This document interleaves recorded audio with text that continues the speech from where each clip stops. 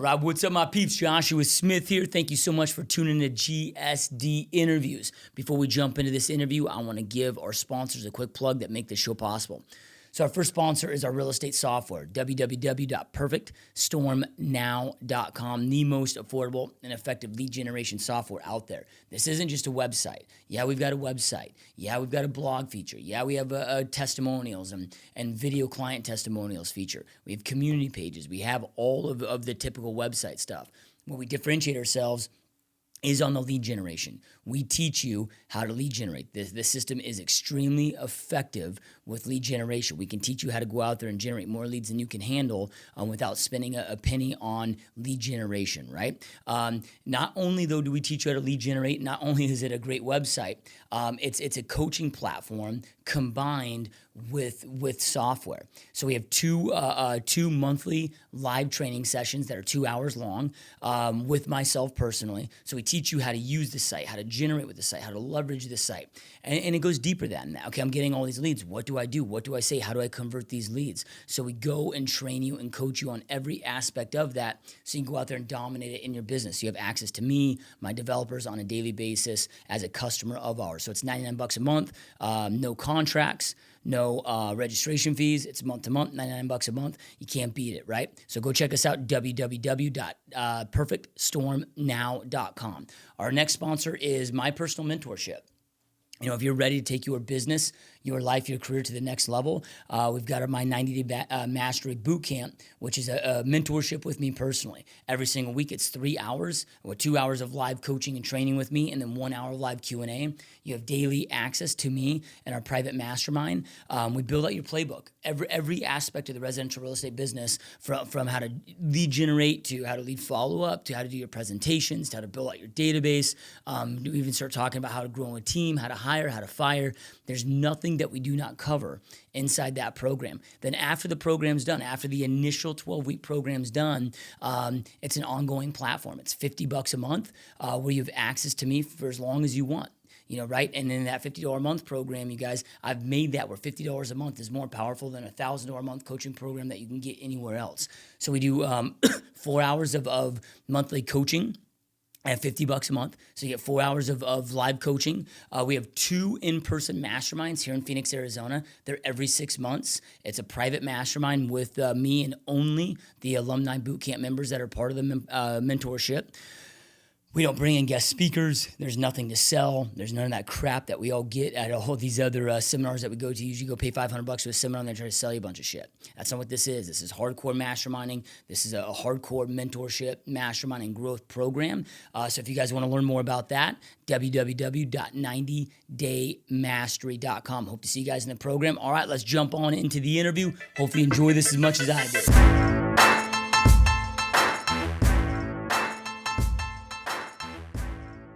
What is up, my peeps? Joshua Smith here with another GSD interview. Every single week we interview top entrepreneurs and just straight up top badasses, you guys. They're out there dominating their space, that are choosing to live a big, epic life and not live a life of mediocrity.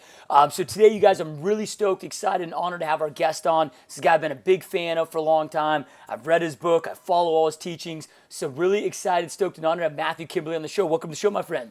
How you doing, Josh? Thanks for having me here. Very excited, and I think you and I are completely different. I mean, we're very similar, but I've got the upper class English accent, and we're talking about badasses over here. I'm gonna try and remind myself to be more like me and less like you, because you are the more attractive version. Yeah, Josh. I don't know about that, brother. I want to be more like you when I grow up. I'm gonna go get a tattoo the minute I leave this interview. I'm gonna go get a tattoo and start talking about badasses. That's what I'm going to do, because it makes me feel alive.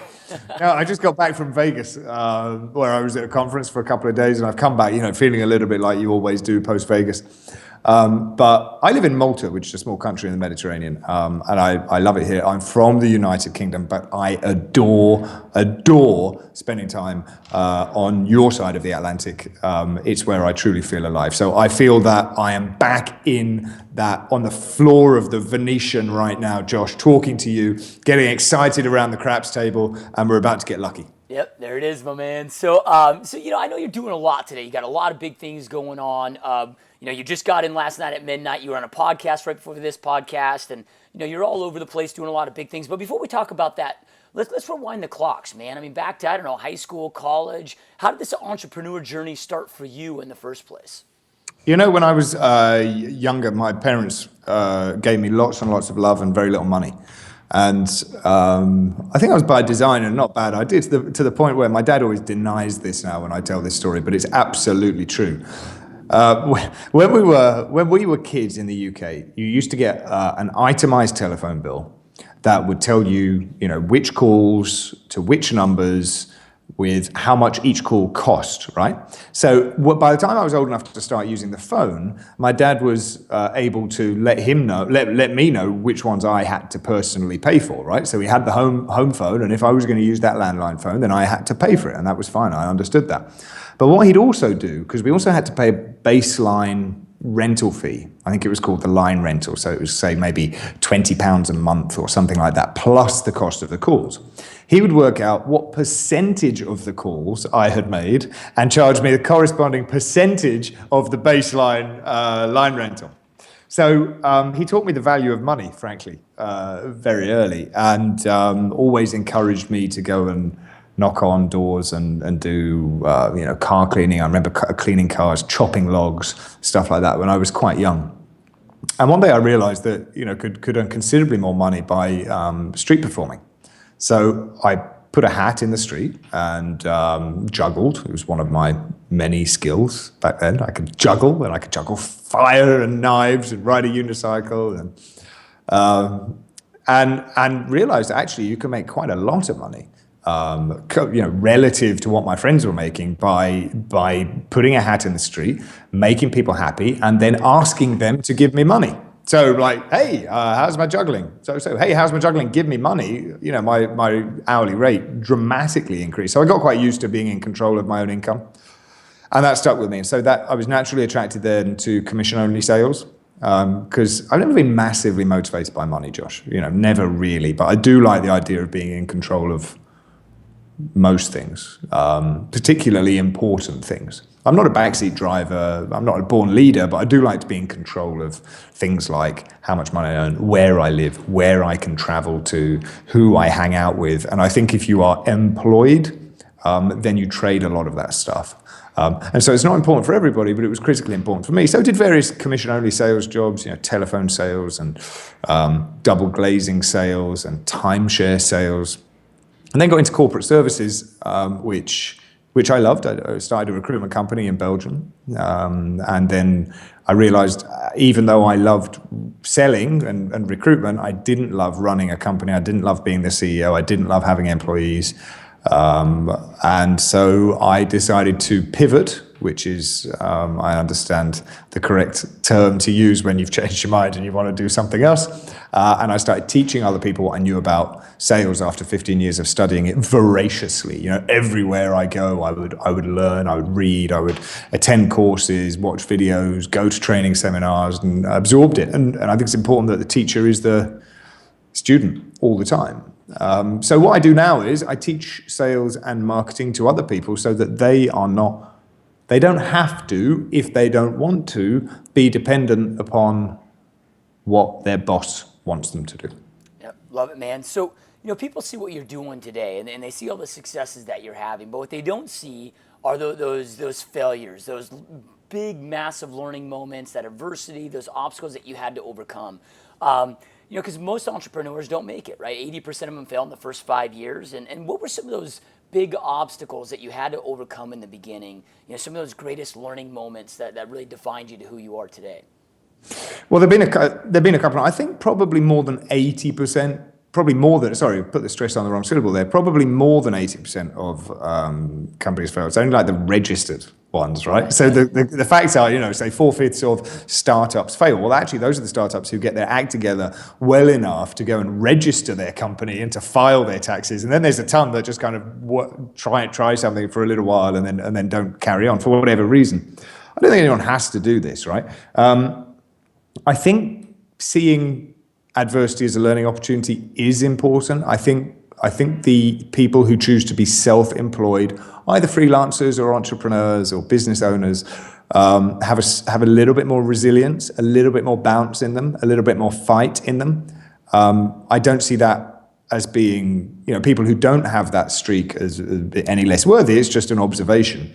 And often, if you do get knocked back, which you will, and if there is nobody else to blame, which there isn't when you're self-employed, if you can't say, well, ultimately the fault lies with somebody else, it doesn't. Not when you're at the top of the food chain in your own company. The buck stops with you. You've got to be able to take that on the chin and move on. And a couple of learning experiences for me, the principal ones. I promoted myself once when I was running this staffing company beyond my appropriate level. Just because you're the founder doesn't mean that you have to be the general manager, right? Just because you're the founder doesn't mean you have to be management at all. Had I known the way that my company was going to go when I started it, I probably would have employed a general manager and kept being director of sales or something, right? Because, administration was terrible. I would definitely not have done my bookkeeping. I wouldn't have promoted myself to do a job that I wasn't suitable for. I would have found the best person to do the job. And that was one of the reasons I burnt out quite quickly in my recruitment job, because I was juggling all these things that I should have been paying other people to do. The other thing is, whenever I have ignored my gut, I've regretted it. I'm not saying that sometimes my gut hasn't been wrong. Sometimes my gut has been wrong. When I'm approaching something and I get really excited about it and say, this is an opportunity we should absolutely pursue. Sometimes it's crashed and burned, right? But the times when my gut has said, yeah, I'm not really sure about this, I feel a little bit uneasy about it, something's not quite right, that's always been the right decision that my gut was telling me to make that I ignored. Typically blinded by opportunity to earn a ton of cash in a way that, didn't sit right with me. Yep, love it, man. So you decided to get in the coaching consulting space. What was that journey like, man? Because, you're going out there, you're this great salesman, you've been studying this craft for 15 years, but now you got to convince all these other people to whip out their checkbook. What was that journey like? What were the challenges like? How long did it take you to get that business up and going? This is a really great question. Just because you're good at something doesn't mean you're necessarily going to be good at doing it on your own. Doesn't necessarily mean you're going to be good at teaching it. Doesn't necessarily mean that you should be doing it. But in my case, I knew that the part of my job that I had when I owned the recruitment company that I really enjoyed was the training of new people, and I still love to sell. So I thought if I could combine those two, teaching people how to sell, and do that for a living, then that would be the distillation of the parts of the job that I loved with ignoring the parts of the job that I hadn't loved, and I felt that would be great. But my dilemma was, despite having been a student of sales and marketing for many years, I didn't have a system to teach, right? So, Josh, you might hire me and say, hey, Matthew, can you teach me everything you know about sales and marketing? I go, yeah, just take out a notepad and I'll tell you everything I know. That's not the same as being an effective trainer. An effective trainer has material. An effective coach has systems, has practices that you need to go through. You have to have proven material that works. And in my case, I didn't have any proven material that had worked because I created my own stuff for the specific company I was running, but nothing that was applicable to the outside world. So I looked at my options and I thought I can either create something myself, struggle to make it, create something myself, which I knew was a struggle. I'm not a natural creator. I could make it up as I went along. Or I could buy the resale rights to do somebody else's stuff. I can just buy a system. So that's what I did. I joined Michael Port from Book Yourself Solid, the Book Yourself Solid School of Coach Training, and I bought resale rights to sell a coaching system. And there are plenty of coaching licenses, certificates, schools out there that will allow you to do it. The reason that the Book Yourself Solid School of Coach Training is the best as far as I'm concerned is the price point and the flexibility of the license. Because I'd looked at other stuff. I'd looked at franchises, which were a 6-figure initial outlay plus 30% or minimum of the back end. They also came with restrictions like you can't co-brand, you can't sell something else while you're selling our material. If you open a McDonald's, you can't sell a Whopper if you feel like it. It's just not allowed. It's not part of the franchise agreement. So I didn't want that. I wanted a straightforward purchase, which came with great training, great support, great development, and it was the best professional decision I ever made. I went to my first client and I said, I'm the guy who can show you how to get more clients. And they said, oh, that's fantastic. So Matthew, how many clients have you got? And I said, well, actually, you'll be my first. And I could see their face go, I said, but here's what I have got. I've got this killer, proven system. Give me, 3 weeks of your life, and I will teach you everything you need to know based upon the proven successes of everybody else who's used the system. And they said yes. And my initial investment in the program was in my license. My only investment in my license was repaid within 3 weeks. And what that gave me was an opportunity to have confidence in the marketplace, to go out there, to never be stuck, for them to say, what's the answer to this situation? What do we do in this situation? And for me to say, here's what you need to do next. Here's what you need to do next. Here's what we're going to do next.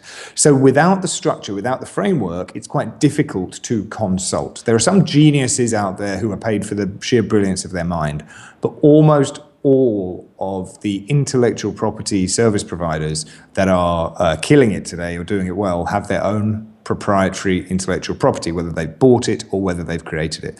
I didn't want to take a gamble on creating something which the marketplace may or may not reject, so I bought something. And over the last 8-9 years, I have slowly, it's taken me almost a decade, started to develop my own supporting material based upon the experience that I've gained. But I see absolutely, I see it would be a very bad idea for somebody, unless they knew they were confident in the power of their system, to go out there and wing it. Love it, man. So, the word hustle has become like this fad word in the entrepreneur space, right? Everybody it throws that word around pretty loosely. When I talk to entrepreneurs and ask why they got into business, almost the number one response is freedom of schedule. Which may come after years and years and years, that those fruits may come. But what did it look like for you when you were building this? I mean, what type of work ethic and action and activities did it truly take to get this going? I'll let you know what freedom of schedule looks like if and when I ever get it, right? So every year the busier and busier I get. But the schedule is packed with, and this is genuine, this is legitimate. The schedule is packed with stuff that I enjoy.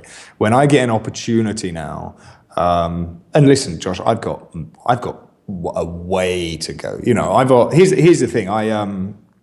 I've got no interest in building a $100 million a year company with a staff of 200. I have zero interest in that. So we all define success or sufficiency in our own terms, right? But thank you for mentioning that there is a degree of success in my life, and I would agree with you. Because now when I am presented with an opportunity, my instinctive reaction is, how can I get out of this? Looking for all the reasons why I should say no. And I know it's been said before by people, but it's got to be a hell yeah. You've got to listen to your gut. And it's that, for me, is the ultimate freedom, not having to say yes to somebody. Because when we have to say yes to somebody, we lose that freedom. When we have to say yes to somebody because we need the money, that's understandable, right? Because that's, we've all got to pay the mortgage. But if that's the continuous thing, time after time after time, client after client after client, it's an indication that you're probably either doing the wrong thing professionally because you feel that you have to say yes, or that you haven't set up your business or your structure properly to be certain that there'll be another client around the corner. Yep, love it, man. And then when you get to that point where you can pick and choose essentially the clients that you want to work with, that you know that you can help, it just doesn't feel like work then. You're so passionate about what you're doing.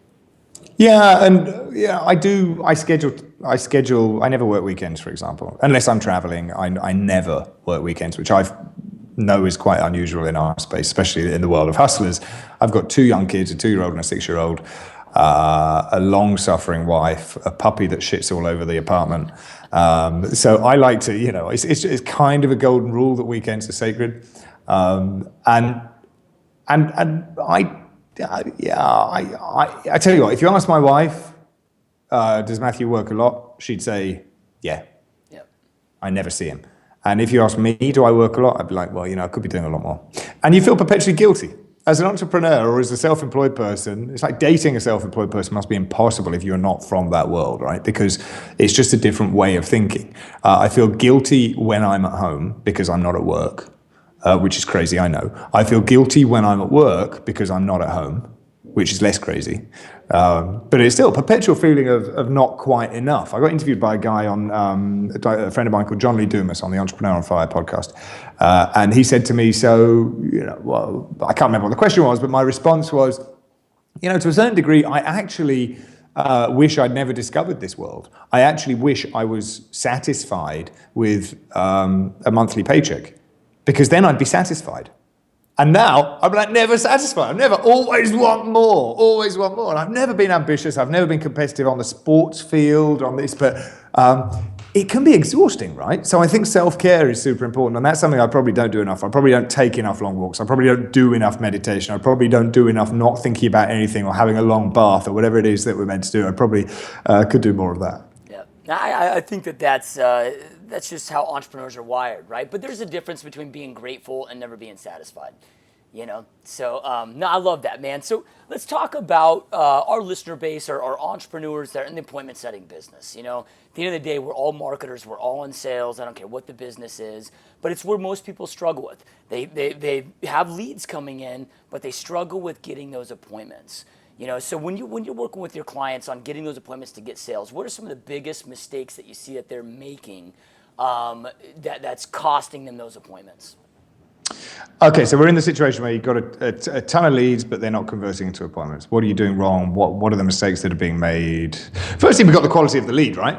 Everything comes down to qualification. Everything comes down to qualification. And I don't know, every business is different, whether these are purely transactional, whether these are numbers from a phone book, whether these people are actively in the, maybe let's say your client, your guys are selling roofs, right? Maybe they need a new roof. I don't know whether these guys whose numbers they have are actively looking for a new roof. But I would spend twice as much time on qualification of the leads as I would on trying to close dud leads to begin with. And that qualification sometimes has to be done at the beginning of a telephone call or the beginning of a visit or the beginning of a meeting.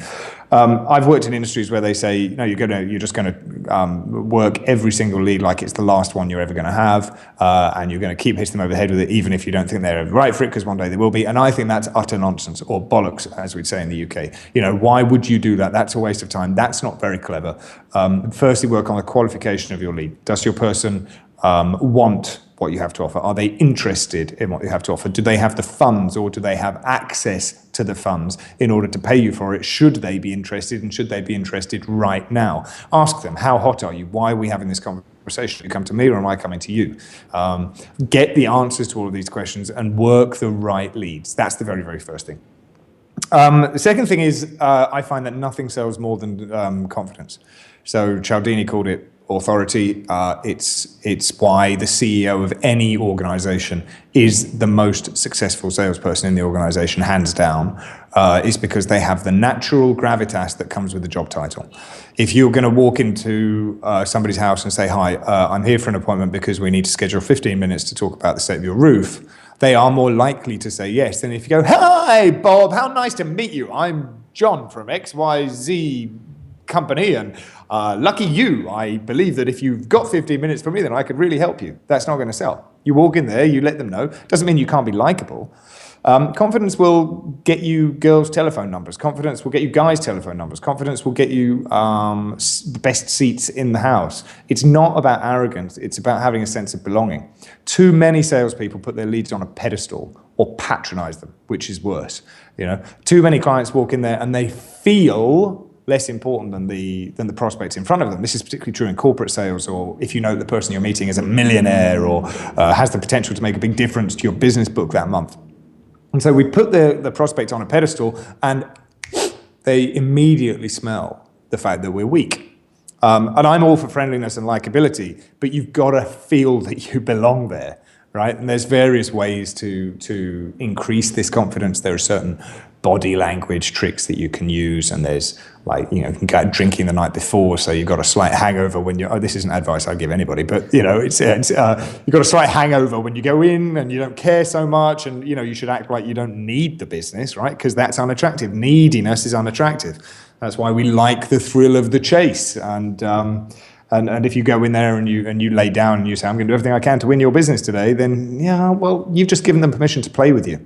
It was David Sandler, the creator of the Sandler system, who said, if you don't have a system for selling, then you're going to be at the mercy of your prospect system for buying, which is going to be different. So you've got to go in there, you've got to say, right, if we're right for each other today, then I look forward to working together, and this is how we're going to do it. And this is natural authority and the natural confidence that just sells. The big mistake that poor converting appointment setters or salesmen make is they either put the prospect on a pedestal and they fawn to them and they come across as a simpering dog, or they do the opposite. They patronize them and they take it one step too far, where they think they're being funny and they think they're being audacious. And personally as a buyer, that pisses me off. Yeah, so then, when it comes to booking yourself solid, right, you get, at least what I see in the industries that I'm involved in is, it's so often we get busy setting these appointments, converting these appointments, but then we can get so busy servicing and nurturing those appointments that when those clients are done, all of a sudden, we have nothing again. We're unemployed again. We have nothing in our schedule. So how do you go out there and have that kind of balance, if you will, on making sure that you're setting the appointments as well as nurturing your current clients? So if you're a one-person business, you've got to schedule the time for it. Time management is critical. I don't need for your audience to draw the diagram of the feast and famine flow of the service professional who does exactly what you've just said. We've all seen that before. But what is the solution to that? The solution to that is to allocate sufficient time every day to generate the amount of business you need to generate in order to do what it is that you want to do with your business, whether that's remain constant or grow or whatever. The alternative, which is viable even for some employed salespeople, is to pay appointment setters to do that for them. Now, you've got to have those appointment setters representing you as you would represent yourself. But why wouldn't you do that? Maybe they're not just setting appointments, but converting. Maybe they're not just converting, but also delivering the service. Good luck, congratulations, you've now got employees. That's the only way to scale a service business that requires somebody to show up. You have to have more people to show up. If you're going to keep the same business model and not switch everything to online, kind of self-delivery, self-service model.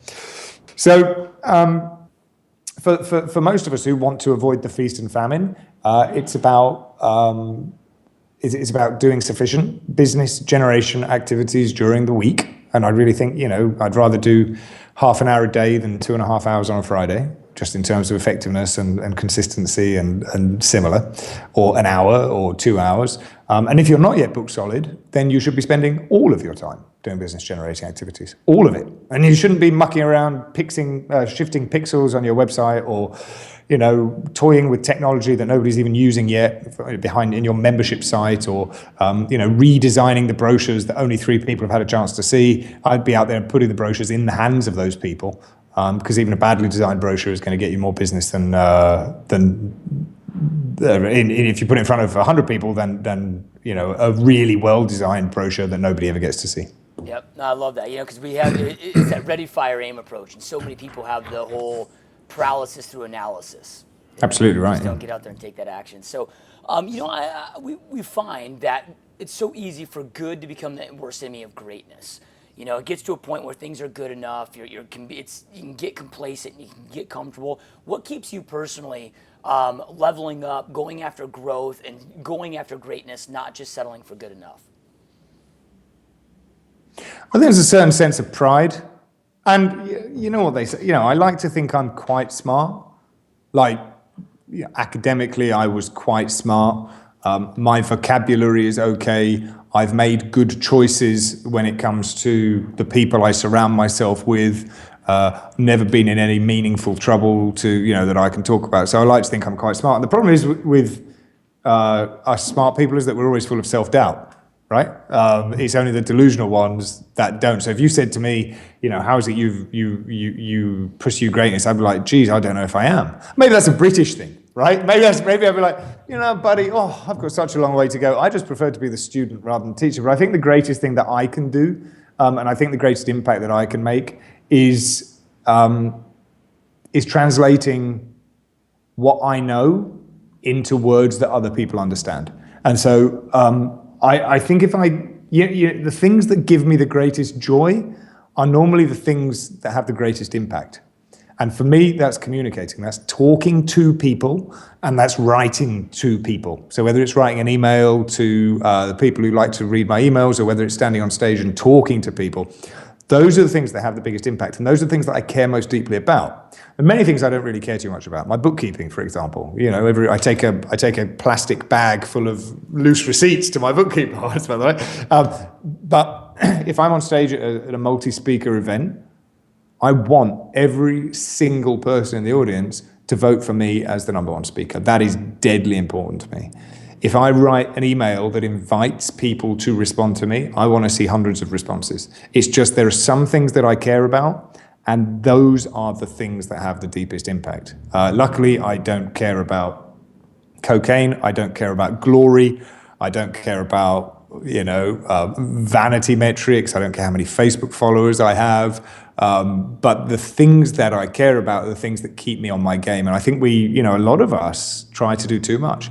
A lot of us try to be killer on social media and fantastic on the stage and awesome in our email communications and fantastic at understanding technology and great at managing staff. And I think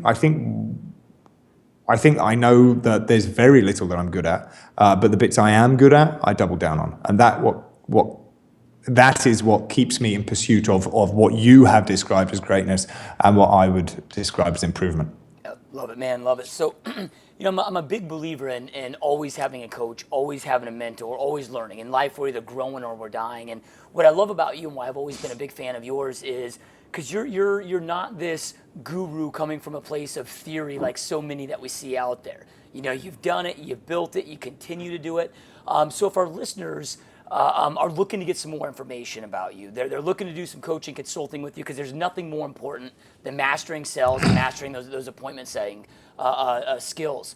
What's the best place, Matthew, to go learn more about you, to get in touch with you? Where's the best place to do that at? I would go straight to my website, which is matthewkimberley.com.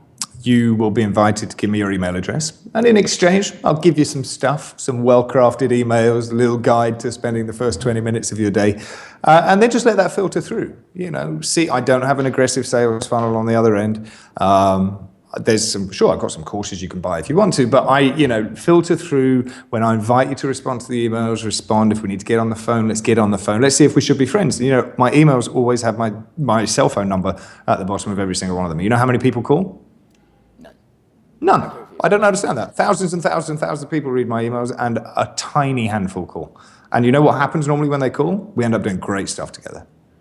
Yep. Really. It's those who are prepared to pick up the phone and put themselves out there. And I guess this is a great analogy for sales. It's those who are prepared to pick up the phone and put themselves out there that end up doing great things. So go to my website and let's be friends. Yeah, love it, man, love it. So why do you think it is that they don't call? Do you think it's that maybe they're intimidated? It's terrifying, right? Yeah. It's terrifying. So on my website, actually on the Contact Me page, I list the ways that you can interact with me.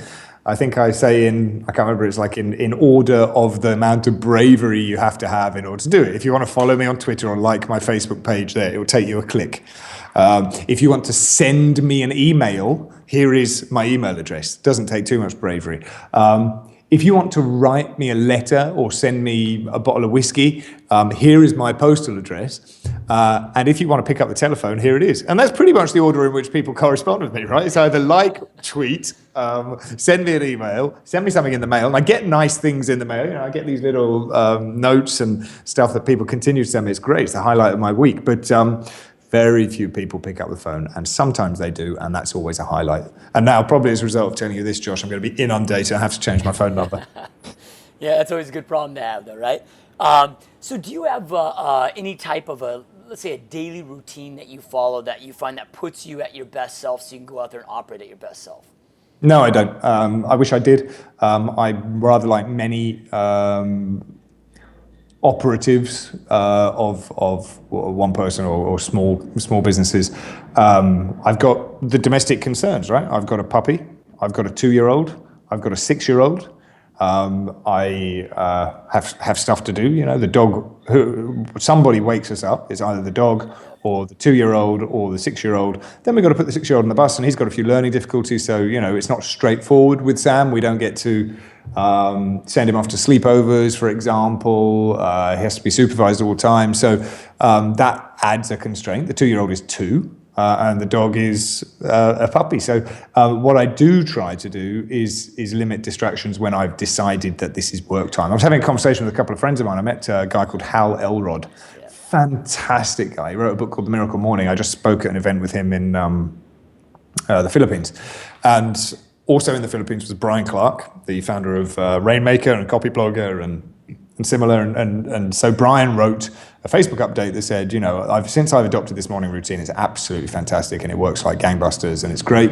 And Darren Rouse from ProBlogger, another great guy, said, I have problems with this because my young kids are always up at 5 o'clock in the morning anyway. So if I'm going to get up at 2 hours before my kids, I'm going to be awake at 3 and it becomes impractical. And I have the same issue. So what I try to do when possible is what I normally do is roll over, check my phone and have a coffee, right? And start to worry about the day. What I try to do whenever possible is take the dog for a walk for half an hour, 45 minutes, try to walk fast, get the blood pumping, try to empty my mind or at least think positive thoughts, and then get home and let the day start. But that's about the extent of my meditation. I work better early in the morning and late at night. Often I get the slump around lunchtime, and I don't mind indulging that. I don't think it's particularly useful to work through sweaty tears because all you really need is some fresh air. I'd certainly encourage anyone that worked with me to go for a walk around the block, and so would I. But no, absolutely not. No, I exercise every day gently, and that's about it. Yep, love it, man. So you talked a lot about being the student. Being the student of the game at all times. What does your self-development routine look like? Whether it's daily, weekly. How important is that to you, and what does that consistently look like? I always try to be the stupidest person in the room, or the least developed person in the room, or the person in the room with the least expertise. I always try to be that person.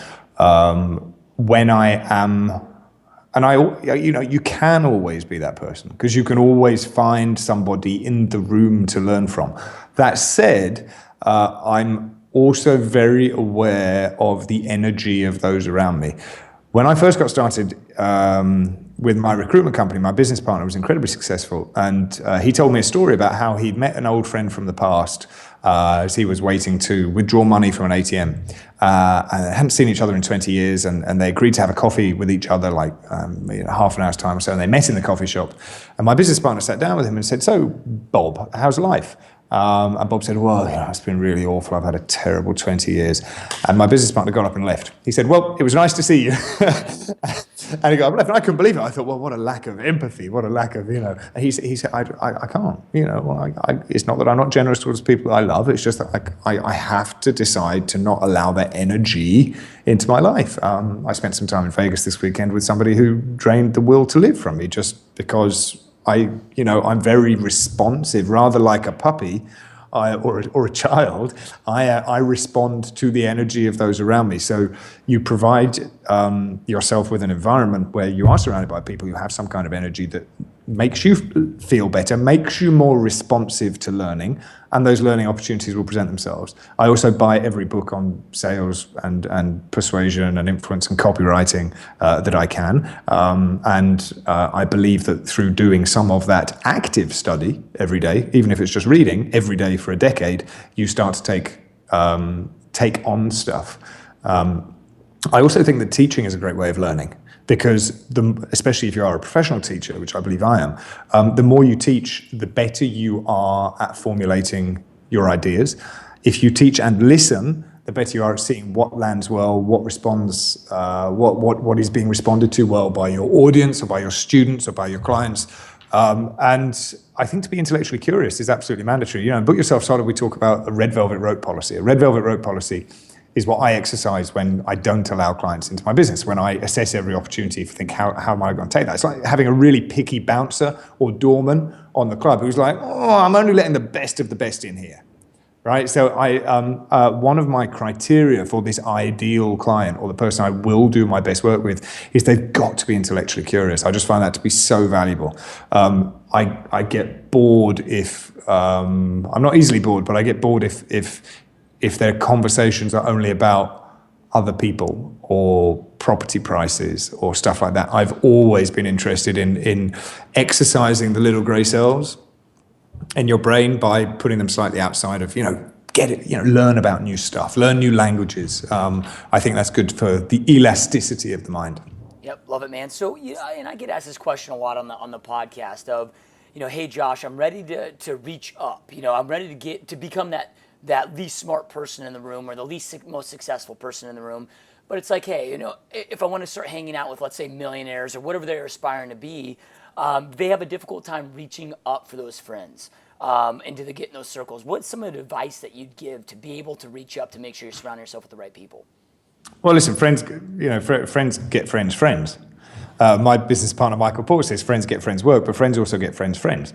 And a lot of the good people, the people that I aspire to be more like in one way or another, have come through those first introductions to the first people. And you can, look at it like a ladder if you need to. Play the 6 degrees of Kevin Bacon. If you can't hang out with Oprah, hang out with a stylist dog walker. There are ways of reverse engineering the way to get yourself surrounded by good people. You want to know influential people? Write to them. Go to the same events as them. Drink at bars with them.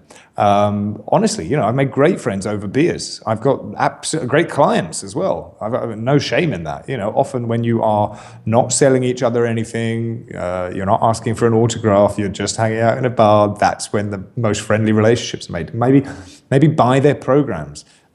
Get up on stage when people say, do you have any questions? Raise your hand. But it's very important, I also believe, that you should, I suppose back in the old sales parlance, they'd call it act as if. That scene from Boiler Room where, is it Vin Diesel or is it Ben Affleck? I don't remember. He's like, act as if you've got $1 million, act as if you're the president of the company, act as if you're driving a Ferrari, and it's certainly, you can be a fawning sycophant, you can be the stalker, you can be the annoying fan, or you could be somebody who acts as if they belong there.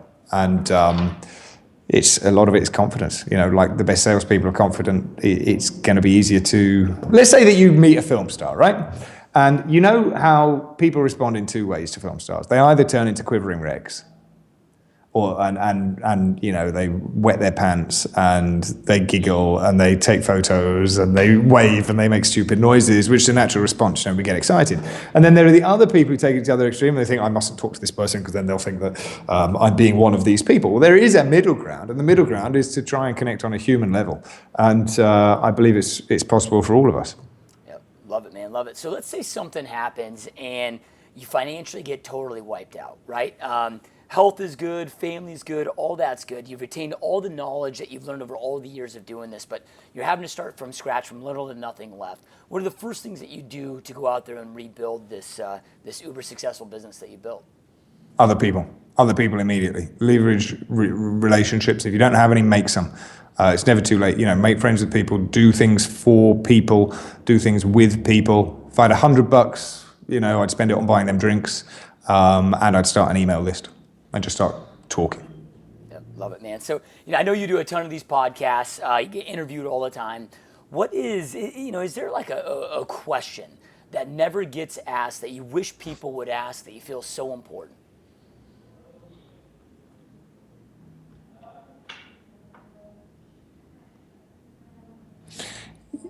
When I don't know. Great question. If you prepare, maybe you did prepare me, but I didn't read the preparation, right? So if I knew that question was coming, and if you told me, I'm sorry. I often see when people come to me or to one of the programs that I'm involved in, and I say, "What is it that you want?" They'll often say some version of, "I want what you've got." I want to be earning X dollars a week, X dollars a year, living there, doing this kind of thing, speaking on these kind of stages, writing this kind of thing. I want what you've got. And they spend a lot of time, modeling other people is good, copying other people is bad. You've probably heard that before, but they spend a lot of time chasing somebody else's dream. I think ambition is great. I think ambition is a necessary driver for a lot of people, but it's only useful if it's your ambition. And if you say, I want to be more like this person because they appear to have it, I'd really say, take a second, step back and ask, you don't need to start with why. I think that's, my friend Todd Herman says, starting with why is a fallacy. If everybody had a very strong why for getting started, then far fewer people would actually get started. Sometimes it's pragmatism, sometimes it's necessity, and don't be afraid to pivot as you go through it. But do think about what, right? What is the end game? What am I working towards? What do I want? And what you want might change. But rather than ask yourself, how can I be more like that person? Because comparison is odious and it will make you miserable if you don't achieve that goal. You think, what do I want in the immediate future? And what can I do that will make it more likely for me to get that?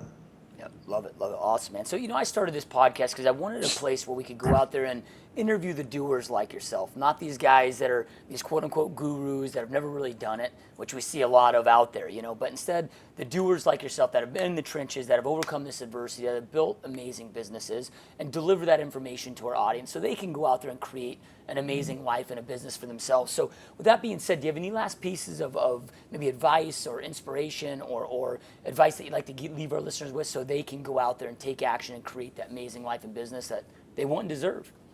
Absolutely. Life is short. Life is short, which means you've got to act quickly and you've got to have fun. Yep. Love it, man. Powerful words. So, to our listeners that are watching and listening to this right now, I know we never podcast with this, you guys, but information without implementation is really just the start of delusion. Information is not power. It's taking that information, applying it into your life that creates power in your world. So Matthew shared so many great pieces of advice today. Make sure that you take something that he shared, go out there, implement, take action on it so you can go out there and create that life and that business that you want. Right below will be a link to Matthew's website. Go check it out right now. Opt into his email list. And Matthew, man, this has been a huge honor. I know how busy you are, man. This means a lot, and it's been a massive honor, my friend. Thanks so much. Pleasure was entirely mine. Yeah. All right, you guys. We will see you next time.